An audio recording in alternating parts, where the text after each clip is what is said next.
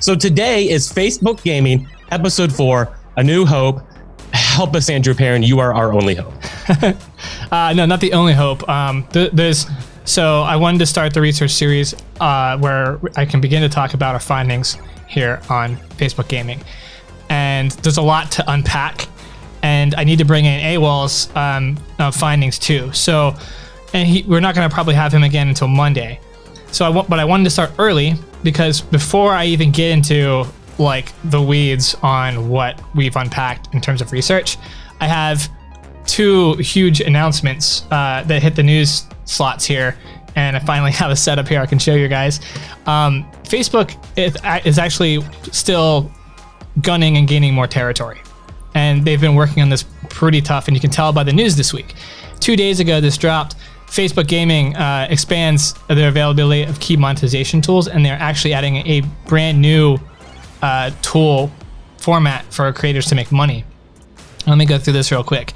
So first, the platform is rolling out fan subscriptions, which have already existed. And these are the same as a Twitch subscription, where like you can subscribe for a monthly amount, and that gets you access to additional creator features on the platform and whatever the creator has put together for you.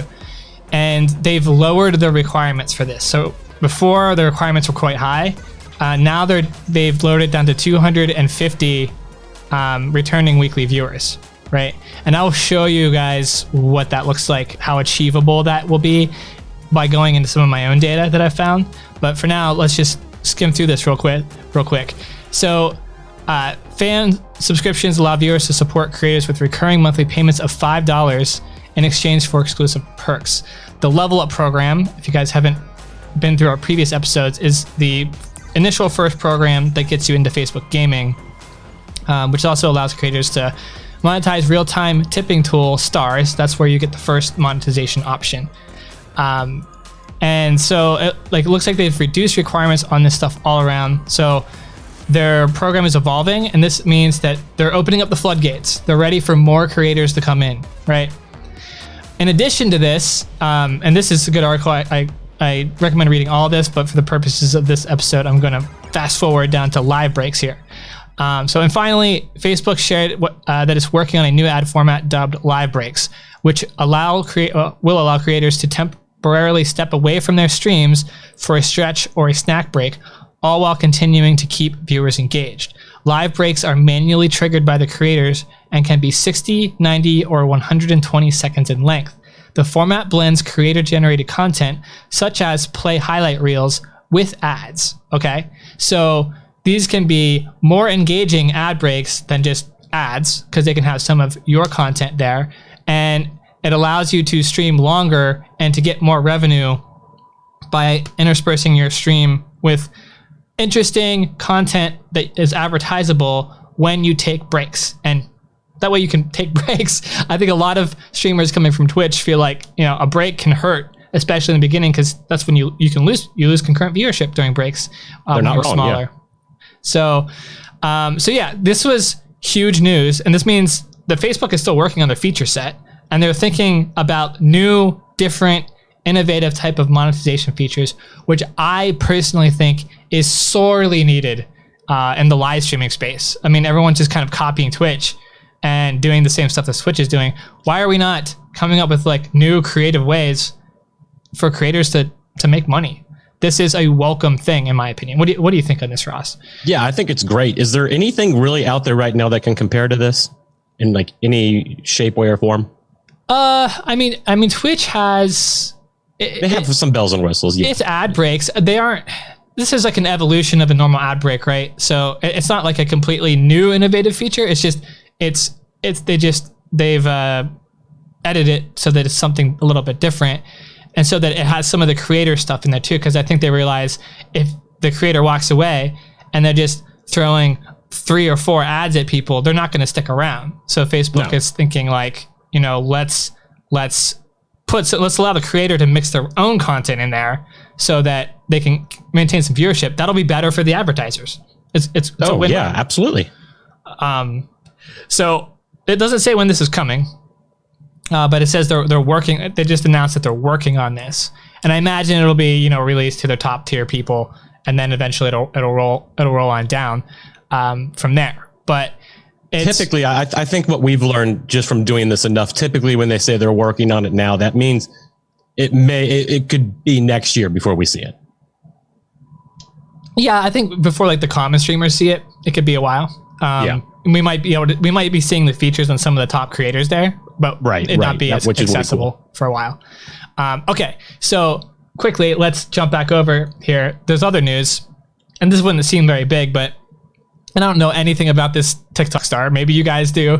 I haven't. Are you not on TikTok 24/7? I am not on TikTok 24/7. We, here at the Digital Drop Podcast, we actually need some people doing TikTok research. We've been so heavily invested in doing our Facebook research that we have not been able to be diving so much into TikTok, but we need that. So if one of you guys out there are doing that, we might want your research. We might want to bring you on the show. So keep that in mind. Okay. But anyway, I wanted to grab this. I have not even read this yet. I just literally read the headline and tossed it into the show here. So you guys are going through it as I am, but I tossed it in here because Facebook Gaming is still going out and acquiring new major talent for Facebook Gaming. They haven't stopped, they haven't done that. I don't know if Mixer is doing this right now. They got Ninja and is that it? If I were Mixer, I would be giving that whole thing a second look. Not necessarily because of Ninja, but just everything they're doing. Maybe give Ash a second look. So I doubt they're doing that anymore. So this is a French creator, and he joined TikTok in 2018. He got 10.9 million followers, 334.9 million likes. He has a sizable following on Instagram, 3.2 million, and YouTube, half a million. And so now he's signed on. He's not previously made gaming content. That's interesting. He's always had a passion for gaming, but his brand new opportunity for his brand. In the statement, Eubanks added, Facebook Gaming is an amazing platform that can support all the different aspects of my brand, from lifestyle to gaming. I can't wait to embark on this new journey with Facebook Gaming and show my fans the other side of me. So I'm sure he's not giving up TikTok, obviously, but he's bringing he's launching a gaming portion of his creator kind of empire now on Facebook Gaming. And the reason I brought this up is because, do you see Twitch doing this? I mean, obviously Twitch doesn't have to do this, right? But is Mixer doing this? Are any of the other platforms still acquiring major talent like Facebook Gaming is? Facebook Gaming has the resources still to go out there and like make deals with creators and to bring them onto their platform. And they are personally curating what their major creator space is going to look like. And this means that they have resources for other streamers. They've got resources for the community, and they've got a team focused on developing those. There's a lot of controversy on Twitch right now. Like, there should be some resources for music. Where are those? Why aren't those happening? Where other platforms here are putting together resources. It's just another example of where Facebook Gaming has value potentially over some other ones. Is it for you, Ross? Is this like a? Do you think this is make or break thing? Like, have you seen Mixer do anything? Have you seen any other stuff? Yeah, I haven't seen anyone do anything. And this also shows me how confident that Facebook is in their platform for gaming.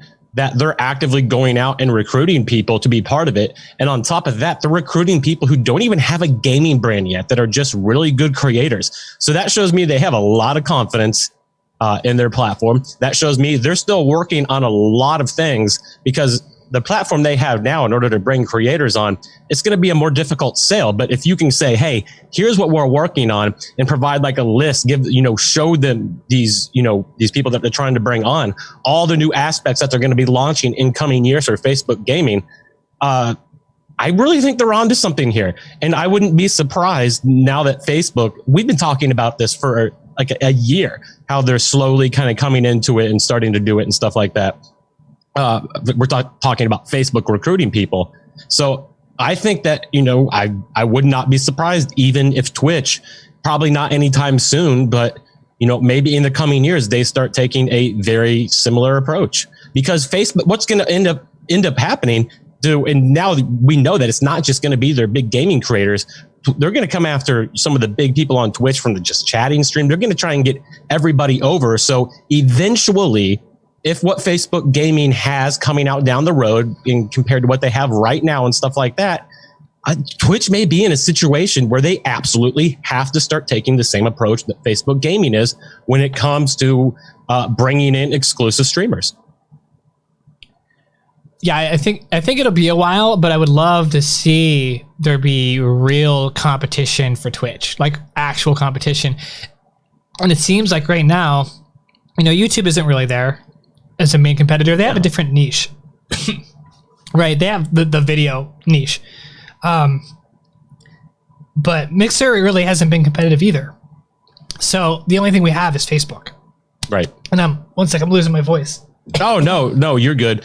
But when we bring, sorry, God, I'm stuttering. We bring Mixer into this conversation a lot, and we look how they handle theirs with Ninja, and maybe theirs was the same kind of scenario where they do have some things coming up down the line that could, maybe light some kind of spark behind their platform. But right now, I'm just not seeing it. I'm not seeing it with YouTube either. I think by the end of this year, we'll have some heavy bias that maybe it is just going to be a Facebook gaming versus Twitch thing for the coming years.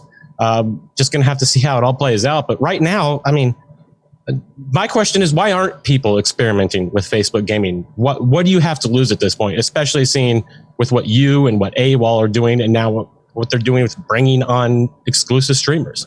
Like, there's obviously something there. There's obviously going to be a future there. It's freaking Facebook. Why are people not taking the opportunity to pounce on this and get in as early as possible? So let's talk about that. So we've got some time here. I'm going to begin to precursor my side of the research, and then, like I said, hopefully we can bring in AWOL here. So for the past almost 2 months, I've been diving into Facebook heavily, testing every possible thing: advertising, streaming at different times, scheduling streams versus just going live, everything you can think of. And I'm gonna give you the highlights right here, and then we'll talk a little bit more. The first thing is advertising. Nothing. Advertising, totally, it's a total change from what we were talking about in the 2019 strategy. It doesn't work. They've actually changed their platform to completely get rid of places where this works. There is still a possibility that there is a way to get some ad formats to work and to convert to concurrent viewership, but I haven't found that way yet.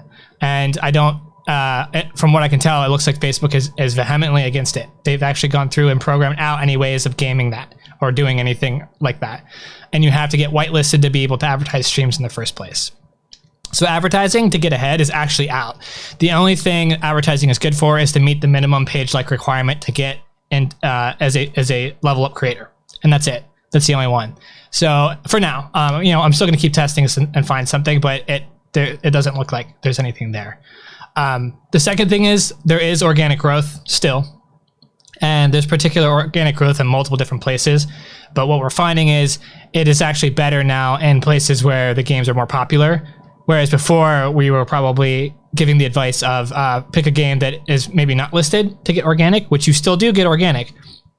And that's mostly what I tested. So I'll get into that here.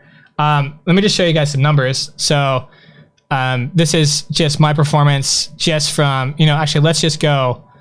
I think we can just go from May to yesterday and show this up. So this is my page that I've been testing on, and this is the time period in which I've ramped up. So you can see these big spikes. These were different tests that I've done with different games where I would get a lot more minutes viewed because I would get a huge organic push by the algorithm.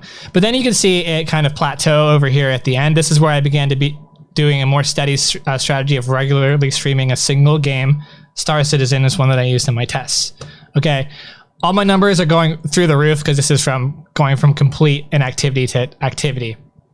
And there is some paid stuff here because obviously I tried some paid strategies, and it breaks down by minutes viewed, which ones are the best. Right now, the ones on the top are the ones that this is one I've advertised. This is one that's on top actually that I have not advertised, one of my Skyrim tests. Okay. I want to quickly go here's my follower activity. So the only reason I even have follower growth activity to begin with really is because I tried page advertising, like advertising. It didn't really translate into anything other than follows. And I did highly targeted. I did wide nets. I did every kind of different strategy in the book for follow growth. And just, I got follows, of course, and I can get them for great prices, but nothing really converted into live stream viewership or even that many video views. But sorry, I didn't mean to interrupt. So one ahead. thing that I'm noticing, part of a strategy that has not changed is the number of followers you have means kind of jack shit. Yeah. Well, particularly page likes means nothing. Now, There's a difference on Facebook between page likes and followers. Mm-hmm. And followers are normally ones you gain from those viewing your live content. So they're a better kind of figure to determine what your live following is. But followers automatically counts your likes too. So you have to kind of look at the difference between like what your page likes were and then what your followers are. And that difference is normally like your true live channel stream following. It's kind of weird and confusing. Okay,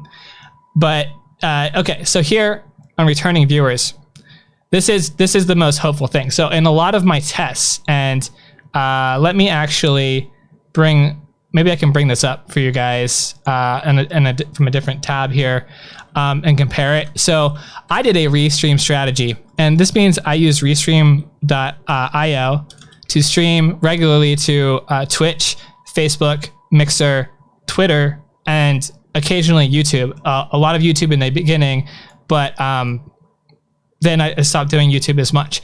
And what I found was I had plateaued. My growth had basically plateaued across all other platforms except Facebook gaming. So let's actually get rid of that for a second here. And I want to go over to the analytics here. Let's see if I can show it. Yeah, this should do. So actually my viewers looks pretty good. Oh, that's just for a single stream here.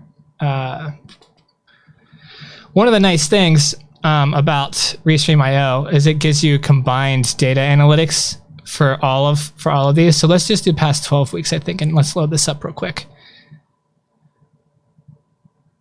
So while it's loading, this returning viewers has been the most promising thing.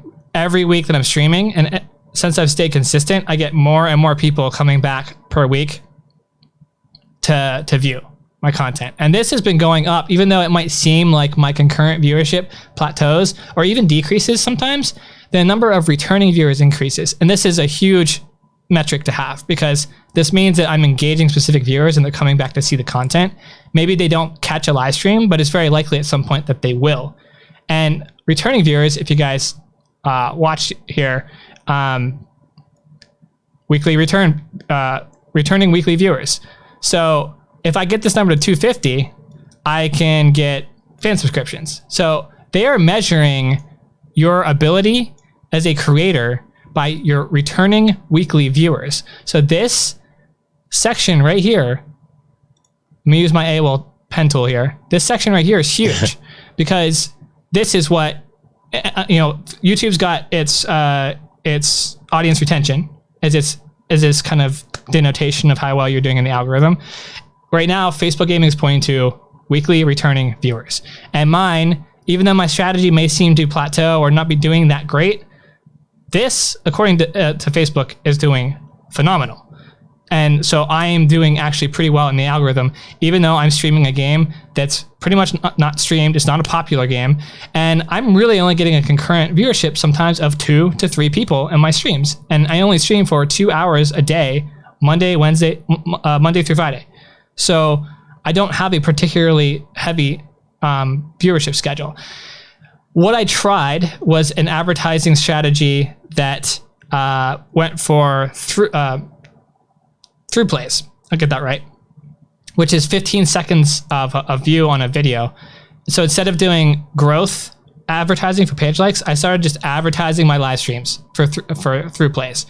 And I don't know yet if that's correlating to return viewers, but I'm still testing that. So yeah, any questions on that, Ross, before I like continue on here with? Oh, I've got so many questions, but none that we're going to have time to get to today. The one that I can ask, just based off what you've experienced right now, when you are setting up when you're scheduling your live streams on Facebook Gaming, how beneficial is it to stream at the same exact time every day versus compared to testing new times to see if you may get a larger audience at another time of the day? So I tried both. Right. What my strategy was I would do 10 a.m. to noon Eastern time every day of the week. And then I would have like random bonus evening streams when I could. And obviously the more uptime you have on your streams, the better. But I found that it was important to have some sort of regular schedule, right, whether or not you're communicating that. And I do think it's important to communicate that somewhere on your Facebook page or somewhere during your live stream. So people need to know when to come back. And so mostly mine was the most effect I found in mine was communicating it, talking to people, talking to my viewers during the stream and telling them specifically when, multiple times even. But especially at the end of the stream. And if anybody asks, or if I suddenly gain like a larger concurrent viewership, like a bunch of people jump in, sometimes I would talk about it more. I tried scheduling streams in advance, and that works.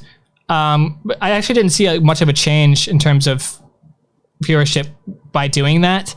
Yeah. And it ran me into a couple problems with Restream.io because I'd go live and then I'd have to wait for the scheduled stream to go live. So I couldn't go live all at one time, which messed up my intro, which is really important to begin your streams on Facebook to be really engaging, because some people are only going to watch the first 3 seconds. So in the very first 3 seconds when you go live are so important that I actually found it to be more important for me personally with the way I was doing it to not schedule it and to just go live and click the button, because then right when I clicked it, I knew then I could just be as engaging as possible right for those 3 seconds to bring people in. So I want to play around with that some more.